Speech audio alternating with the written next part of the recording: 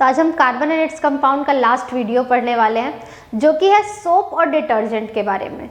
तो बेसिकली हमको ये समझना पड़ेगा कि आखिर सोप होता क्या है, उसका कॉम्पोजिशन क्या होता है, डिटर्जेंट क्या होता है, उसका कॉम्पोजिशन क्या होता है, और इसका क्लींजिंग एक्शन क्या होता है।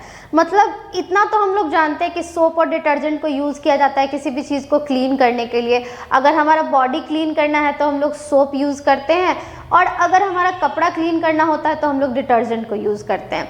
सबसे पहली बात कि सोप कुछ होता ही नहीं है, बस होता है डिटर्जेंट, और डिटर्जेंट ही दो भाग में बढ़ जाता है। एक होता है सोपी डिटर्जेंट, तो उसको हम लोग सोप कह देते हैं, और जो नॉन सोपी डिटर्जेंट होता है उसको ही हम लोग डिटर्जेंट ही बोलते हैं। ठीक है, तो सबसे पहला बात ये आता है कि आखिर डिटर्जेंट का मतलब क्या होता है। जिसको कैपेबिलिटी है किसी भी क्लॉथ या फिर बॉडी का डर्ट निकालने का, उसी चीज़ को हम लोग क्या कहते हैं, डिटर्जेंट कहते हैं। ठीक है, तो इसके बारे में हम लोग क्या लिख सकते हैं, capable of removing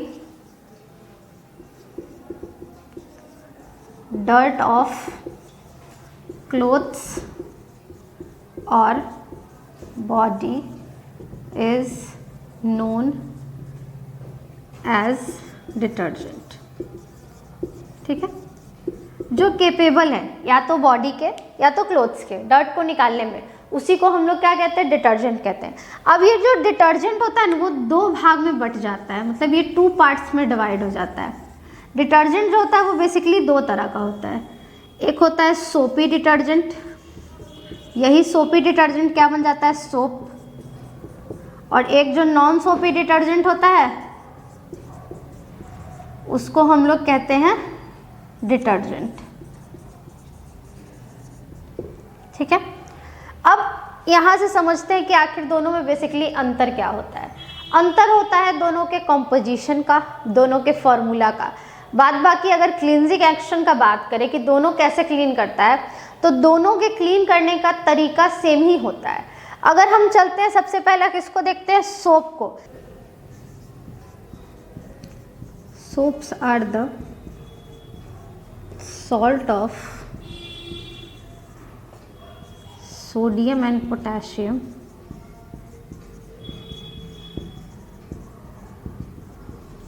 of long chain fatty acid. ठीक है, तो ये क्या होता है कि सॉल्ट ऑफ सोडियम और potassium with long chain of fatty acid के साथ इसका क्या होता है, मिला हुआ रहता है। फिर इसका हम लोग प्रिपरेशन पढ़ेंगे कि आखिर सोप का प्रिपरेशन क्या होता है, फैटी एसिड क्या होता है, और सोडियम का जो सॉल्ट हम लोग यूज़ करने वाले हैं वो क्या है। ठीक है, तो वो सब हम इसके प्रिपरेशन में पढ़ेंगे। दूसरा बात क्या होता है कि इसका जनरल फार्मूला होता है सोप्स का। General formula of soaps are RCOONA और RCOOK। यानी इसमें हम पहले ही जानते हैं कि 2 सॉल्ट यूज़ किया जाएगा, या तो Na या तो K। तो इसका जनरल फार्मूला क्या होता है, R यानी कि एक एल्काइल ग्रुप रहेगा, COO यानी कि कार्बोक्सिलिक ग्रुप रहेगा। ठीक है, कार्बोक्सिलिक एसिड का ग्रुप रहेगा, और लास्ट में क्या लगा रहेगा, Na लगा रहेगा, या फिर पोटाशियम लगा रहेगा। तो इतना का।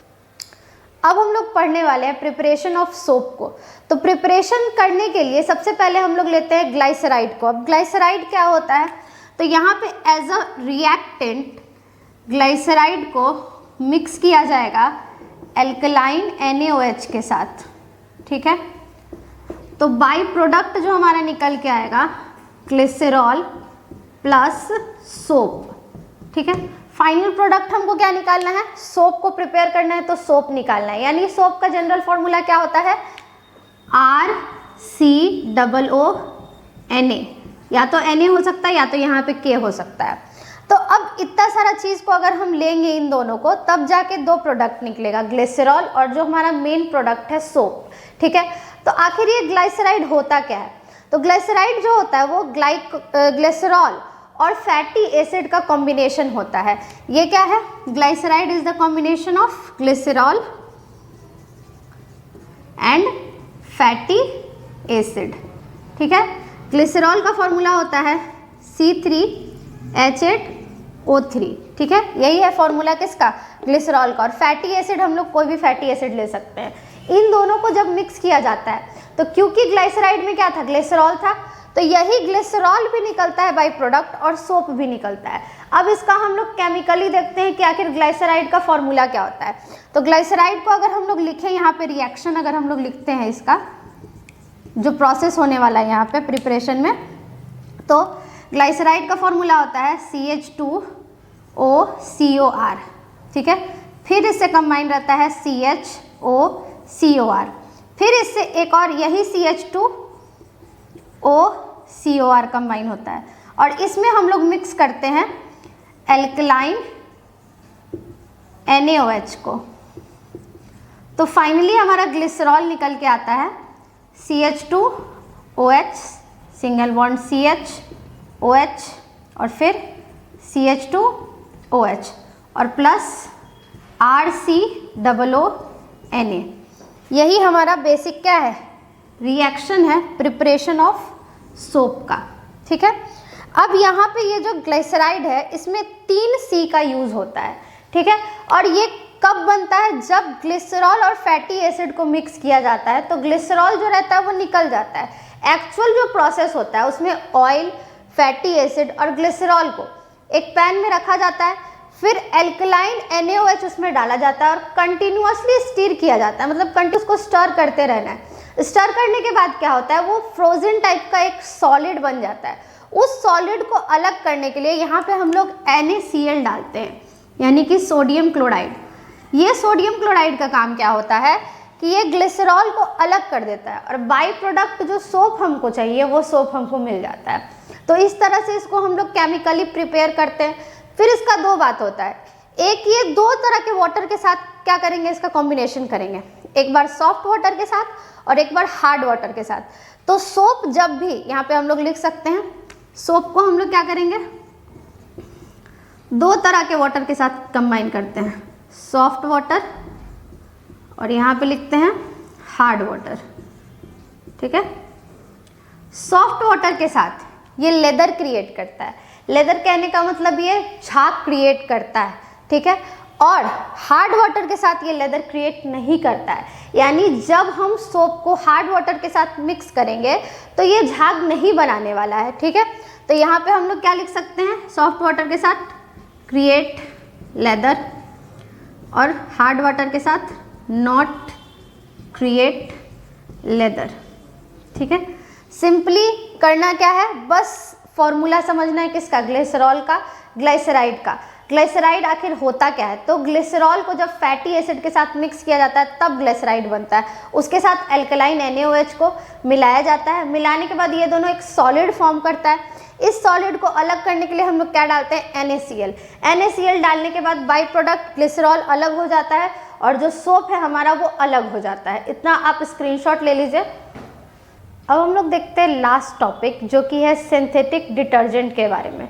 तो पहले भी हम लोग पढ़ चुके हैं कि डिटर्जेंट जो होता है वो 2 तरह का होता है, एक होता है सोपी और एक होता है नॉन सोपी। सोपी जो होता है उसको ही हम लोग सोप में ले लिए थे और उसका हम लोग प्रिपरेशन भी पढ़ चुके हैं, लेकिन नॉन सोपी जो डिटर्जेंट होता है उसी को कहा जाता है सिंथेटिक डिटर्जेंट।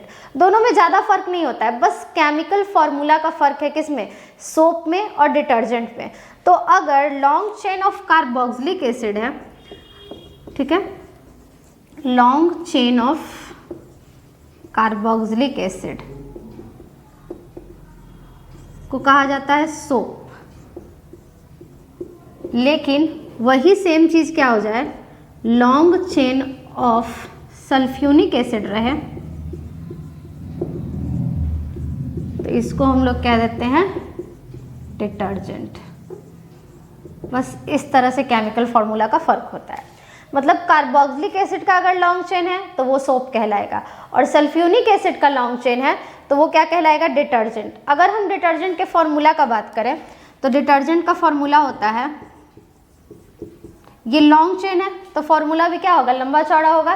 तो इसका फॉर्मूला होता है C18 यानी 18 कार्बन यूज होगा, H29 NaO3 और S, क्योंकि ये सल्फ्यूनिक एसिड का चैन है तो सल्फर तो रहेगा ही और यहाँ पे क्या रहेगा, सोडियम O3 और कितना कार्बन, 18 कार्बन और H29।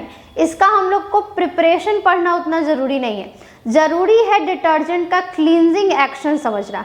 तो डिटर्जेंट जो होता है ना, उसमें दो तरह का चेन होता है, मतलब एक होता है हाइड्रोफिलिक पार्ट और एक होता है हाइड्रोफोबिक पार्ट।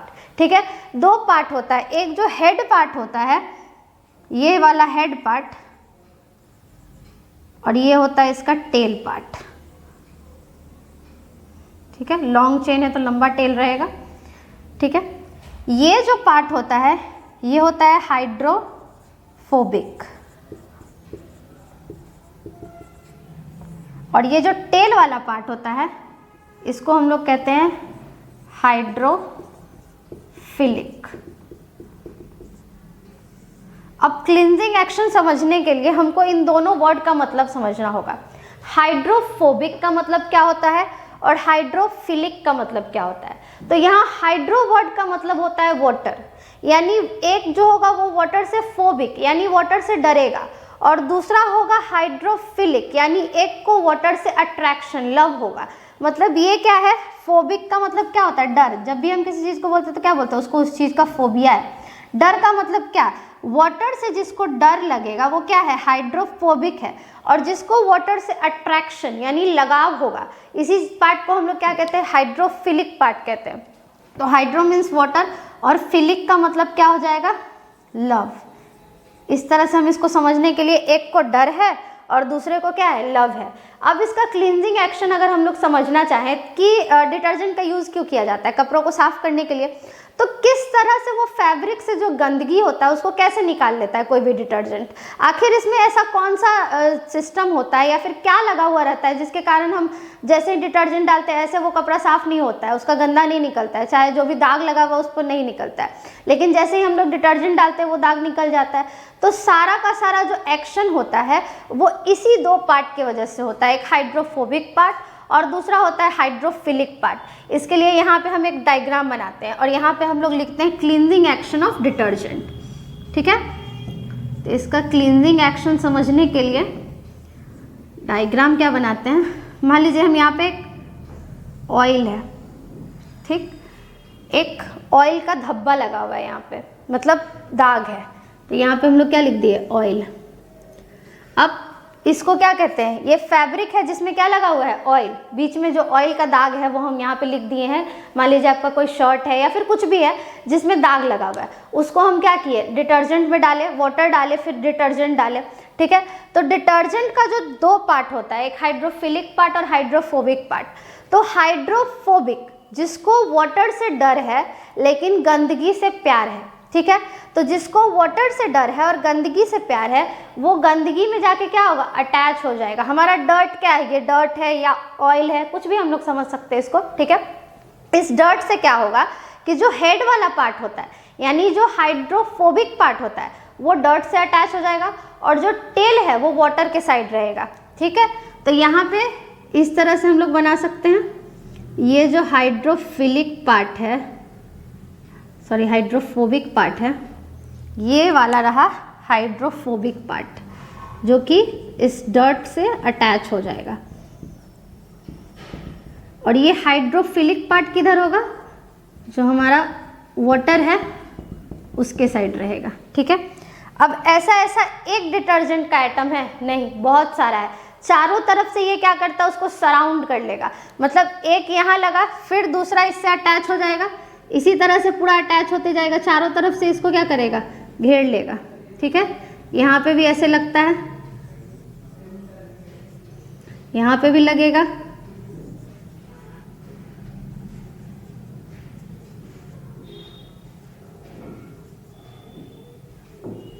ऐसे आप एग्जाम में भी डायग्राम बना सकते हैं कि हाइड्रोफिलिक पार्ट किस तरफ से और हाइड्रोफोबिक पार्ट किस तरफ से है।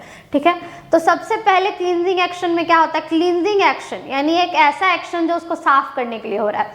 तो सबसे पहला प्रोसेस जो होगा वो जो मॉलिक्यूल्स है किसका, डिटर्जेंट का, वो क्या करेगा कि जुड़ जाएगा। किससे जुड़ जाएगा, तो उसका जो एक टेल हेड के तरफ का पार्ट है यानी हाइड्रोफोबिक जो पार्ट है वो जो गंदगी है उससे अटैच हो जाएगा, और जो फैब्रिक में लगा हुआ गंदगी है उससे अटैच हो जाएगा, और जो हाइड्रोफिलिक पार्ट है ये ऐसे इंडिपेंडेंटली उधर रहेगा।